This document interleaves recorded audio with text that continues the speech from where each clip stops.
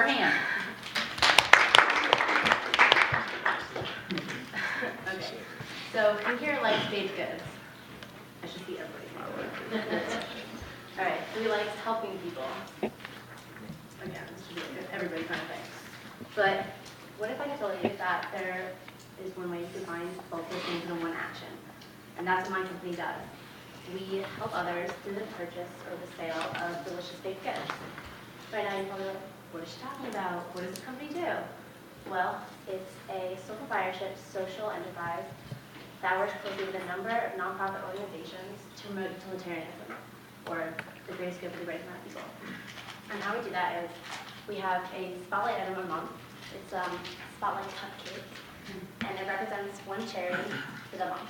And during that month, that charity will receive 100% of the profits from that item. So, for example, it's Autism Awareness Month this month. So 100% of the profits from the cupcake this month would go towards Autism Speaks. And then next month is May, it's Senior Citizen Month, or amongst other things. And so 100% of the profits from that month would go towards local nursing homes, and so on and so forth for the rest of the year. One service we also offer is the request board, which is a board on which the customers can write down charities that they want us to sponsor, and we'll honor those to the best of our ability. If they've already been sponsored, then they'll go into rotation with the spotlight item for the next year. So that's what we do, and that's our unique selling proposition, so it's our USP, and many other aspects of this company, such as we are a bakery, so there are other baked goods, such as cookies, cupcakes, cheesecake, truffles, etc., any delicious things you possibly think of. And that's how we make our profits. Since 100% of the profits from the spotlight item goes to a charity, this is how we're going to keep our company in business, through the sale of the other items. And that's how we're going to operate and be able to keep offering the spotlight item. We also are going to have a big customer base. There's a big sense of community for this business. We want our customers to feel at home, and we can only do that through feedback and clear communication, and such as the request board would be feedback. And so they are an essential part of this business, and we're going to treat them like friends and allies, because they are. They're going to make us successful. And then we're also going to work with the community, and we're going to help advertise for fundraisers and events in the community. And we will host events at the location as well.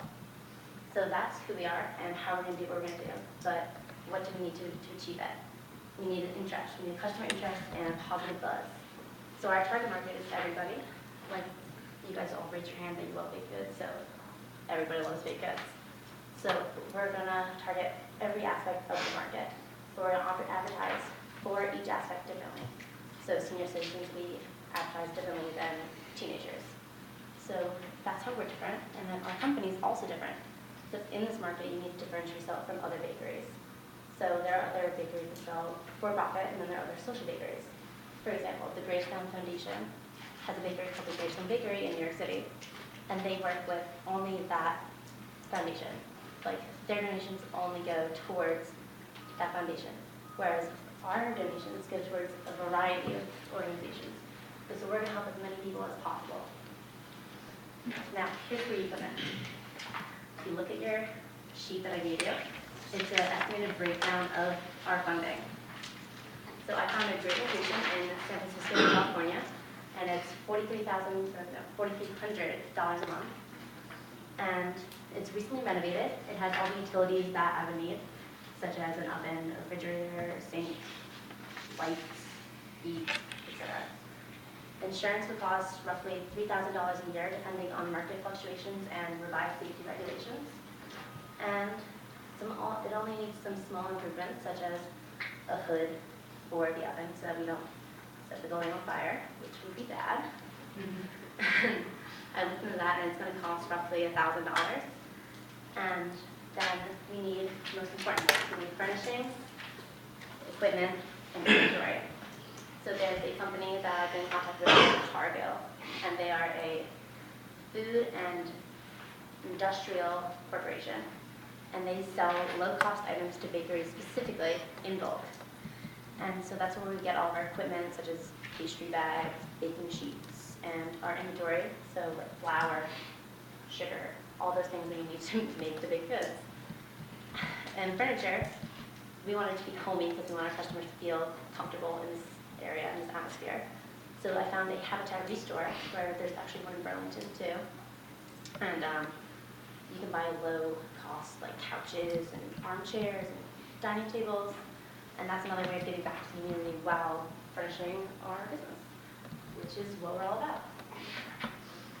So other than that, there's the operating capital expenses, such as licensing, wages, legal fees, and advertisements, which would cost very small amounts. And all that together would cost around $40,000, but it's going to cost an estimated $63,000 to get this company off the ground. So these are things that we need to be successful, and here's how you can help with that. Advice. Give me advice. How can I make this company bigger? How can I make it better? That's what you're here for. Secondly, and the most important, is your financial support. So I believe that this business can be a success, and if you believe that, your financial support, we really appreciate it. Third, spread the word. I want people talking about this weeks, if not months in advance of us opening the doors. So that's how we're going to be successful, and I define success as having achieved your goals. And in this sense, it's making profit.